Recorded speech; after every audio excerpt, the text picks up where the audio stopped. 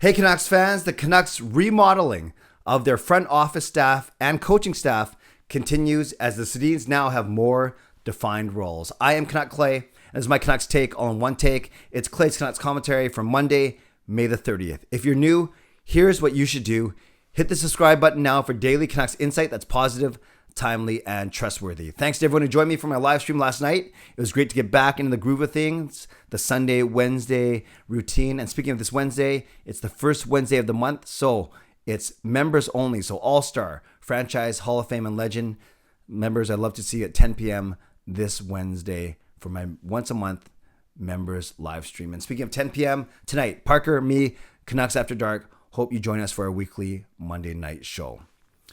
This morning, Patrik Allvin, the general manager of the Vancouver Canucks, through a press release announced that the club has made multiple additions to its player development staff to support the growth of Canucks prospects at all levels. And I led with the fact that the Canucks are doing a lot of remodeling in terms of front office and coaching staff. And not a lot on the ice. Yes, they signed Linus Karlsson, their prospect, their rookie of the year in the Swedish Hockey League, but really not a lot has happened on the ice. No word on a Besser extension. There's some preliminary talk about Horvat and Miller extensions, things like that. But and as anticipated, we'll probably hear more as we get closer to the draft and then as free agency hits and so on and so forth. So not a surprise that not a lot has happened on the ice so far in terms of actual players.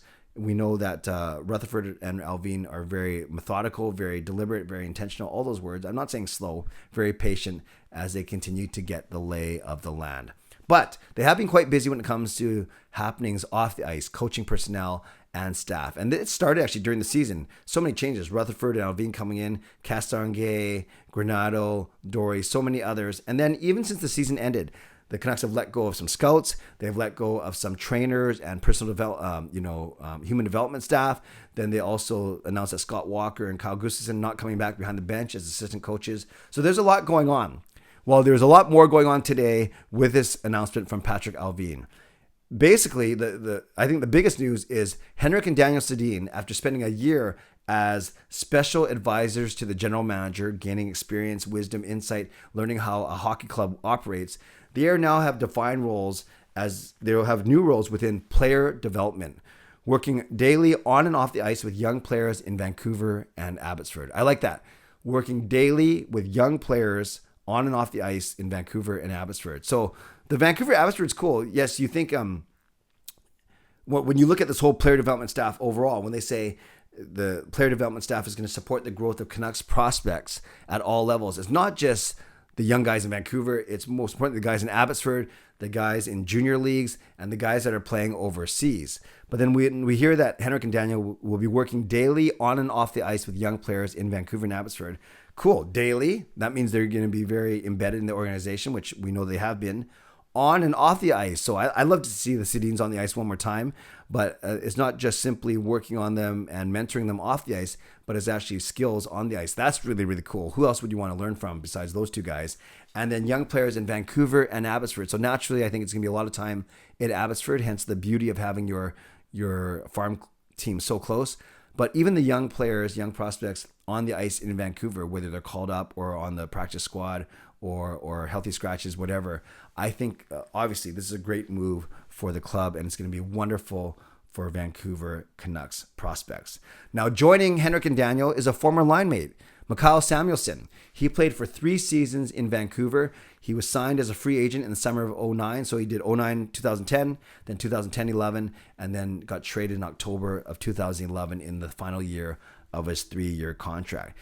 Samuelsson, you guys remember, he was a smart, not the fastest skater ever, but a more, he's very skilled, almost like a Tanner Pearson type, or maybe a bit more skilled than Pearson, but a leader, a smart guy, articulate, great communicator. All the reasons why he's going to make a great coach in the player development system. But really, I remember him being very smart and very adaptable. So he played with the Sedins on the top line. He also played a lot of his time with Ryan Kessler and Mason Raymond on the second line. So he's always a fixture in the Canucks top 6.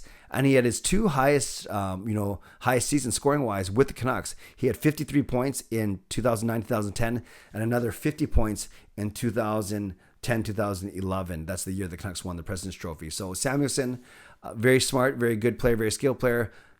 Also some experience with the Sedins on the ice. Looking forward to how he works with them off the ice. Also won a gold medal at the Olympics, won a world championship, and won a Stanley Cup with the Detroit Red Wings in 07-08. Now joining the Sedins and Mikael Samuelsson is Mike Komisarek, 11-year defenseman, a veteran of the league. He was a rough and tough guy. You guys remember him. He actually, because in 11 seasons as a defenseman with Montreal, Toronto, Carolina, he only had 81 points. 81 points over 11 seasons. That's kind of like me in roller hockey. No, actually, I still think that's too much. And then he had 679 penalty minutes. So that's a lot. That's an average of at least 65 penalty minutes a year, which maybe wasn't a lot in terms of those days, but it would be a lot this year, in current day NHL. And still, that's 70 penalty minutes a season. That's still a decent average for sure. So Mike Komisarek, like I said, 11-year veteran defenseman, and he will also join the Vancouver Canucks player development side after being a player development coach in the Buffalo Sabres organization for 3 years. Okay, so you have the Sedins, you have Samuelsson, you have Komisarek, and the last part we should add is assistant GM Cammy Granado will continue to oversee the entire player development department. So along with Ryan Johnson, who has a lot of hats, he's the senior director of player development for the Canucks. And then he's also the assistant. He's also the general manager of the Abbotsford Canucks. So again, Ryan Johnson is the senior director of player development, right under the director, the AGM. So basically, Cammy Granado runs the department. Ryan Johnson is going to be with her, and then Chris Higgins also is an assistant director. So you have AGM Cammy Granado, senior director player development Ryan Johnson, assistant director player development Chris Higgins. So Granado, Johnson, Higgins, Sedin, Samuelsson, and Komisarek. You have 7 people in your player development department. So I think bottom line is we should look forward to some really good players getting developed here.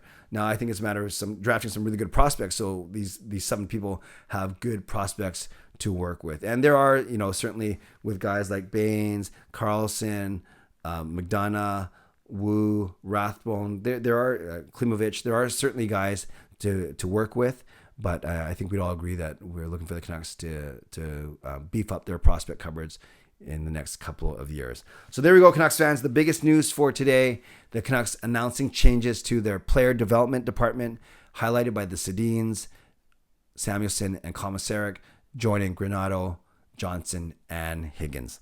Let me know in the comments what you think of this move. And how excited you are for this move indeed, and basically to have the Sedins involved with a very defined role. I want to give a shout out to my sponsors, Perform and Transform, personal training and weight loss. Sign up now for a free 7-day trial. Use the link in my video descriptions. And Advanced City Experts Real Estate Group. Contact Jason Lim and his team for all of your real estate needs. Shout out to legendary Lucas Gates, legendary Justin Credible, legendary Andrew Chang, and Hall of Fame members Jens95, Sim Alexander, Chris Seifert, Adam Brewfield, Shannon Hollingworth, HSM Fangirl Gaming, Smooth Groove, and Carol Bovenlander. Thank you for your support as always, and thanks to the support of all members at all levels. You are listed in my video descriptions. If you want to become a member of the CCC crew, press the join button underneath this or my videos, or the memberships tab on my YouTube channel. If you made it this far, 9 minutes into the video, I think we're talking about player development. We're talking about the Sedins. I think Sedinery. That should be the code word. So Sedin, E-R-Y, Sedinery. Type in Sedinery, and then I know you made it all the way to the end of this video. Subscribe if you'd like to. Like this video if you'd like to. Leave a tip as a super thanks if you'd like to. Become a member or upgrade if you'd like to. And leave a comment down below if you'd like to. Does this news about the player development department excite you at all? So stay safe, stay healthy. Take care of yourselves and take care of each other. Have a great day. See you at 10 p.m. for Canucks After Dark. God bless, and go Canucks go.